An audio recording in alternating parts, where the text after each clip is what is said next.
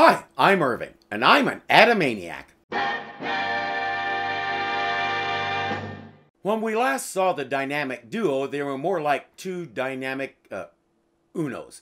Batman was strapped to a mattress with a giant needle about to make him part of it, while Robin was drugged and led off to Catwoman for who knows what. Sandman and Catwoman have teamed up to swindle Pauline Spaghetti, the noodle billionaire and famous insomniac. Sandman has worked his magic on her and she's his faithful disciple. And it's time for Batman to escape.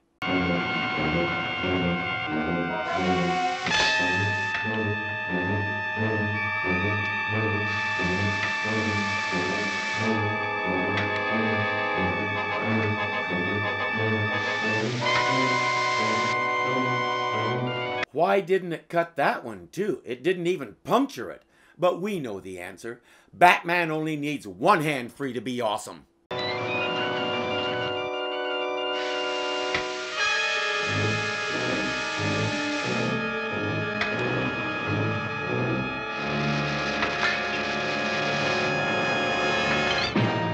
Told you.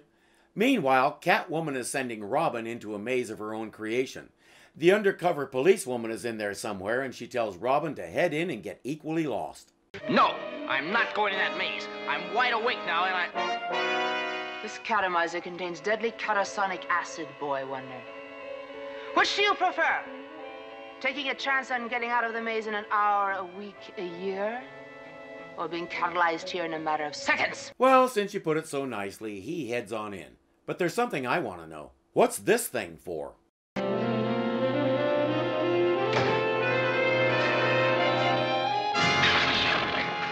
holy voltage! Thanks for clearing that up. Batman finishes bat-walking to the Batcave. Yes, he actually told Alfred he bat-walked.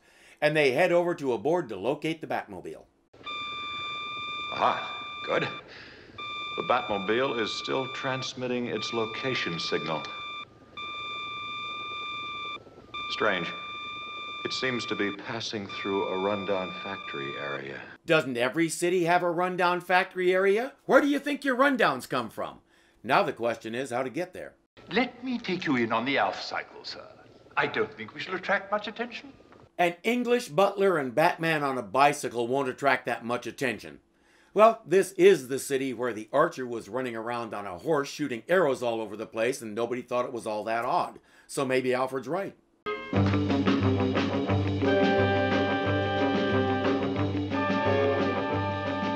That was too good not to show it. And now we meet the dumbest cop in Gotham City. And that is saying something.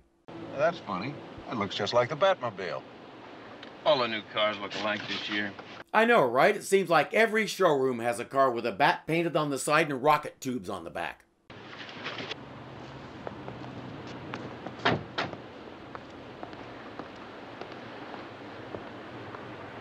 Maybe they all look alike to a rookie cop, Reggie, but when you've been on the force a while longer, you'll see some difference. It's registered to a guy named Batman, all right. But no street address. His address is D number 1 Batcave, Gotham City. Go home and don't come back until you find that on your map. And he left the keys in the ignition. 2 traffic violations right there. Vehicle code numbers. It's not like Batman to do that. Good work, officers. I see you found my car. Your car, bub? That is not a legitimate short form of Batman. I suppose it could be a short form of Bruce, but you don't know that's his name. Got any identification? Reggie, this is Batman. I can vouch for it. Then you know your registration is incomplete and you left your keys in the ignition. The Batmobile was stolen. No doubt the thief didn't want to get caught with the keys. Did you report it as stolen? Not exactly. That's another violation. Vehicle code number... Reggie, will you get off it? He's got pull with Gordon and O'Hara. I fully expect this guy to say, who? Correction. I try to cooperate with the police of Gotham City. He's one of the police of Gotham City. Why doesn't he tell them that? I say impound the car and run him in. If you think that's your duty, officers. Let's get to work. Here's your keys, Batman. Backhand your partner with him first. Did either of you see Robin when you found the Batmobile? Who's Robin? Oh, you've really got a lot to learn, Reggie. I find it hard to believe this guy has been in Gotham City more than 10 minutes and he doesn't know who Batman and Robin are. Worse, he's on the police force and he doesn't know that Batman is probably his superior officer. Now, this guy is an idiot, the type who wants to throw his weight around, but his ignorance says more about the Gotham City Police Force's training program than it does about him. This is a gun. This is a gun. Pick it up. Point and fire. You didn't shoot yourself. You pass. Welcome to the force. You know something else that bugs me? The Batmobile, with all its anti-theft technology, uses a basic car key, the kind you could duplicate at any hardware store. No voice recognition, fingerprint scanner, breathalyzer, just a plain old key. We've seen it since the first episode, and to their credit, it's been consistent. But I still find it hard to believe. He tries to raise Robin on his bat radio, but Robin thinks Batman is dead, so his radio is off. In the maze, he encounters the policewoman. Robin, boy wonder, what are you doing in the center of this maze? It's a long story.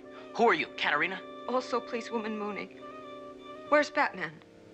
I'm afraid it's over for the Cape Crusader. She says there's no way out. Robin says there must be. Retrace your steps back to the entrance? But as we watch, we see that Robin can't stop grabbing those electrified fences, so I think his brain is a little fried. Speaking of fried brains, O'Hara is looking after J. Pauline Spaghetti. What? But how could Sandman walk into J. Pauline Spaghetti's penthouse and spirit her out from under your nose? Or not.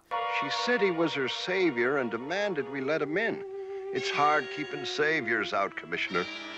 And then he looked at me and me men, said we seemed a little peaked, and the first thing I knew, he had this stethoscope. Hold on a minute, Chief. The other call is from a big shot at one of the Gotham banks.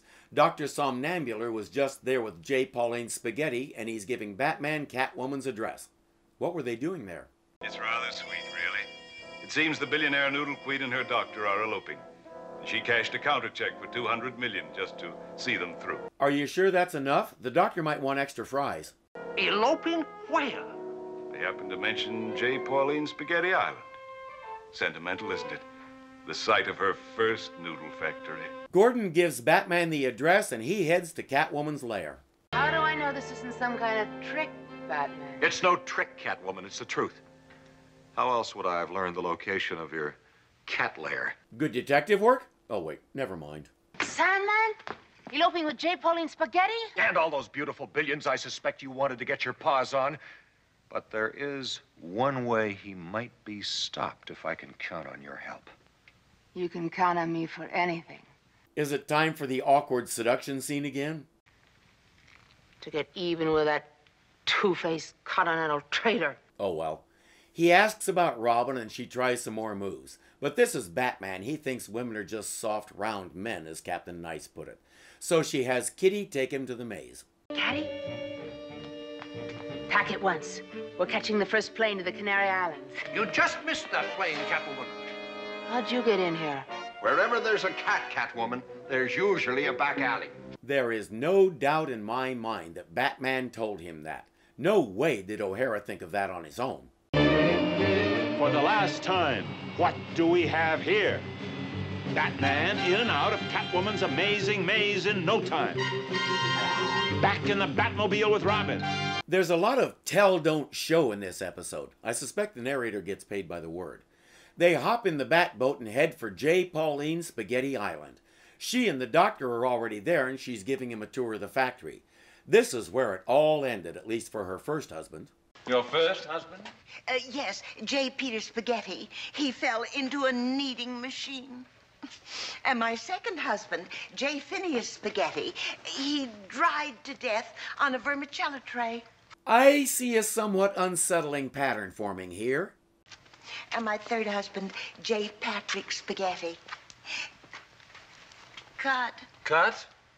You know those revolving knives that cut noodles into bite-sized pieces? And J. Paul Spaghetti. Were these guys all brothers? Did she kill off the whole family? Or did they take her name instead of her taking theirs? He stumbled into a steam cylinder. He expanded to 3 times his size. Not a bit pasty. Who is this for? Oh, Doctor dear, a wise woman must look ahead.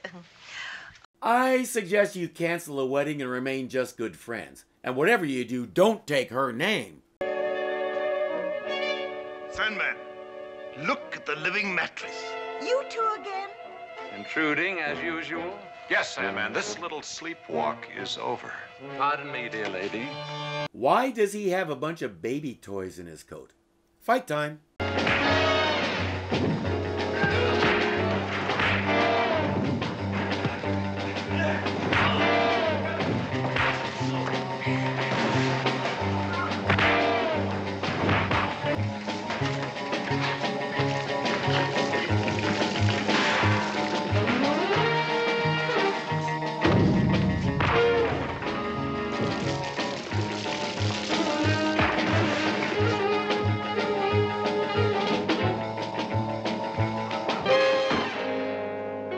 Sorry to interrupt your wedding, Mrs. Spaghetti, but Holy sedative, she's asleep.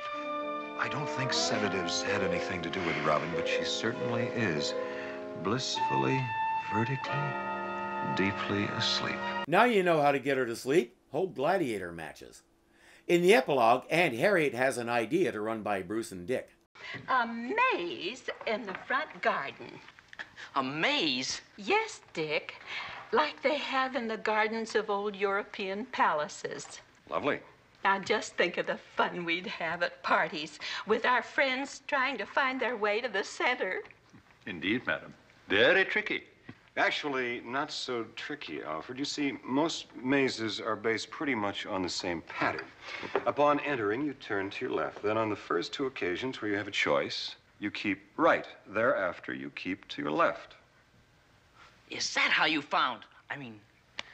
Is that how it's done? He tells her mazes attract cats and induce sleepiness and some other baloney, and she abandons the whole idea while we chuckle off to the credits. This was a good team-up. Both villains got a good amount of screen time, each had their own agenda and their own reasons for working together, and in the end it was a race to see which one was going to betray the other one first. I would have liked to see a little more romantic tension between Batman and Catwoman because that's always fun, but as I think about it, that might have detracted from some of the other more important things, so I'm kind of glad they left it out. I also really liked Sandman. He was a different sort of villain, if for no other reason than the fact that nobody in Gotham really knew anything about him, so when they said he was a clever European criminal, we now knew as much as they did. That was a nice change. Michael Rennie was a good choice to play him, the cool, sophisticated Continental who doesn't get ruffled and ends up in a vat of giant noodles. Even with that ridiculous stitching machine that wasn't even a good fake, this is one of the best efforts of Season 2 so far. Let's hope we can keep that going. I'm Irving, and I'm an Adamaniac.